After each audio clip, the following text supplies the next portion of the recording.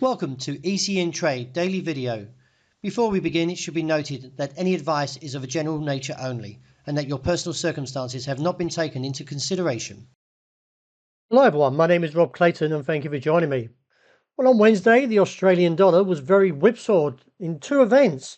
One with the Australian CPI data and also from the Fed rate decision. With notable downside pressure, the market rejected off the level of 64.7585 and from there posted a long tail bullish Japanese hammer candlestick. The US Federal Reserve kept its benchmark overnight interest rate at a 23-year high of 5.25 to 5.5, signalling a potential rate cut in September. Fed Chairman Jerome Powell hinted at a possible rate reduction if inflation continues to slow, suggesting the end of the Fed's battle against inflation might be near an end. Looking ahead, traders should stay alert for the non-farm payrolls report, as it could influence expectations on interest rate cuts. So turning back to the technicals, we still have an overheated ADX. While the RSI has bounced and the MACD is showing potential of climbing out of its bearish sentiment. One note though is that the bullish hammer needs confirmation, and therefore if we do get a break above the level of 65.75, then this should reinstate the upside and confirm the bullish signal from the Japanese candlestick, and therefore look towards the region of 66.45 and onto 67 cents. This is a key point, and given the fact we did get the rejection here, I would like to see the technicals a little bit to a firmer side though to support the upside call. The slight weakness that we saw overnight found demand for the euro in front of the level of 107.6570, and from there could see further gains on towards 108.5 and onto 109. I like the way the market is slowly regaining on its momentum and therefore could see this rally onto the given targets. Any pullback should still find support around 107.6570.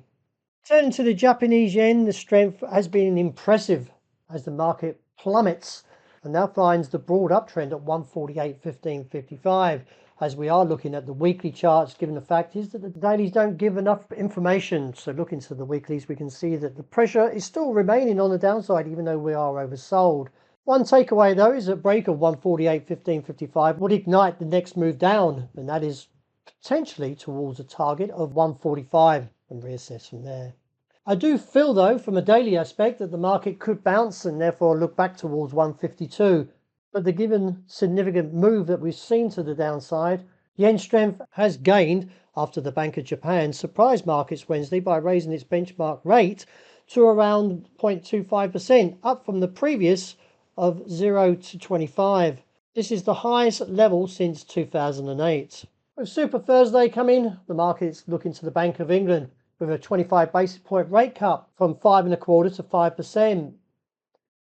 With the Fed's decision bringing no major surprises, all eyes will be on the Bank of England and, as mentioned, the non-farm payrolls on Friday. From the given pattern, we should not rule out towards the downside around that 127.45.55 and then possibly seeing a bounce on towards the top side around 130 or even towards the broader call of 131. Since breaking above the 2,400, gold has been significantly bullish and therefore looking towards the target at around 2,500, which is seen as uncharted territory. Nevertheless, any pullback could give opportunity around 2,432 to 34, but I do like the way this pattern has strengthened since the break of 2,400, so let's see if the rally can continue.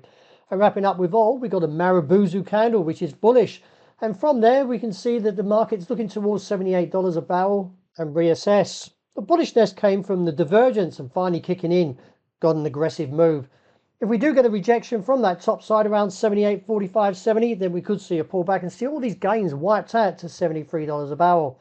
One note though is if we do break above 78.45.70, then we could take a rally on further to $82 a barrel.